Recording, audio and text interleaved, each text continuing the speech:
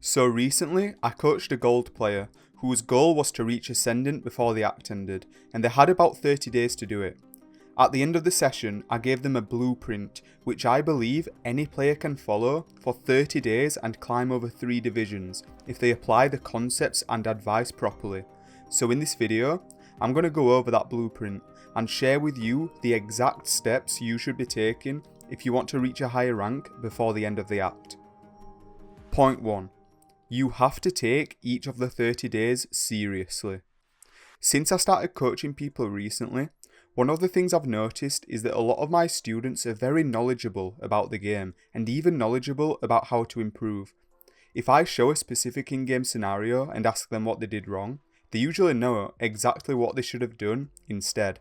And when we're going over an improvement plan together at the end of a session, they usually know exactly how they should be spending their time. Well, if that's the case, then why are so many people hard stuck and struggling to climb?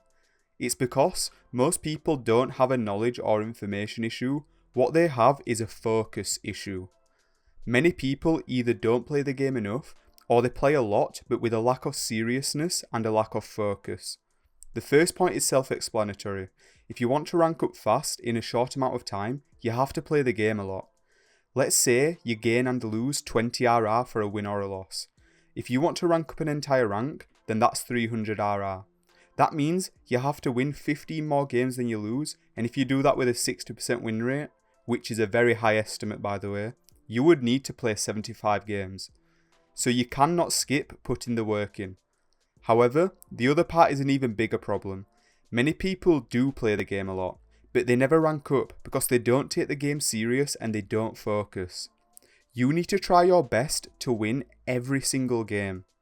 That means making a pre-round plan every round, cutting out distractions like using your phone between rounds, and keeping your emotions in check and not getting tilted so that all of your energy is focused on you playing as good as possible and not on your teammates' mistakes. Point 2. Turn your losses into wins. Look, this is a cliche point, but if you actually apply it, you will improve at an incredibly fast rate. If you lose a game, make sure that you learn something from it so that you have a better chance of winning the next game. This could be through VOD reviewing, or what I like to do is to think about why I died and what I should have done differently while spectating my teammates.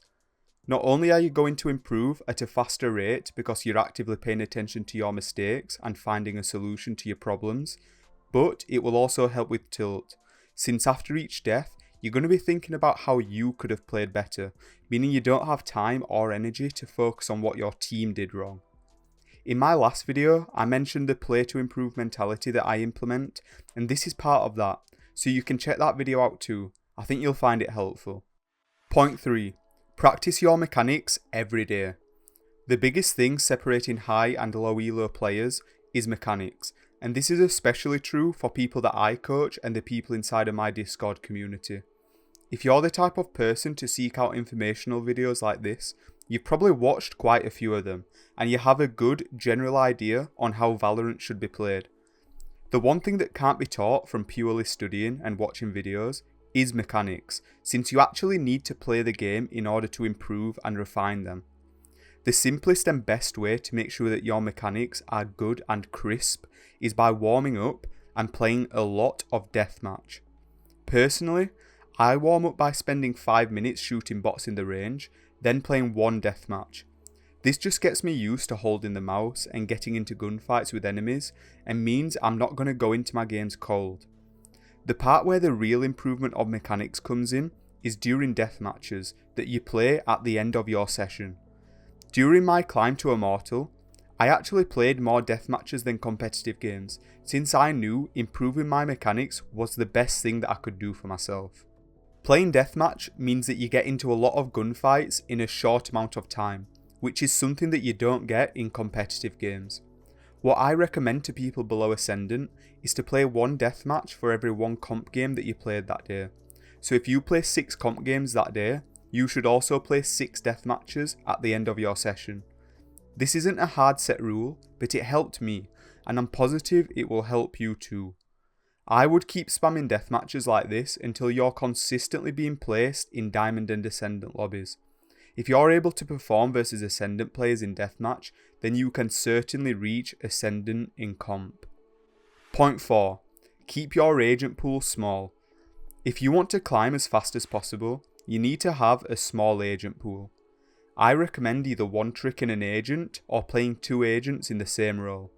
Sticking to one agent or one role means that you're able to know how to use their abilities better than if you were playing a new agent each game. This means that you get better usage out of your utility, and you can also put more focus on playing mechanically perfect, since you know your agent's abilities inside and out. I always recommend people to play Duelist if their goal is improvement. Duelist is the highest impact role in Ranked, and Duelist agents have the tools to 1v9 games, meaning that there's a lot of responsibility on you to perform. However, if your goal is just to climb as fast as possible, either play the role that you're most familiar with, or play easy lineup agents like Viper and Killjoy, since learning proper setups and lineups on these agents will win you lots of rounds against lower elo players who aren't paying attention or just don't know how to counter them. If you enjoyed this video, you can like and subscribe, and if you want coaching, you can click the link in the description.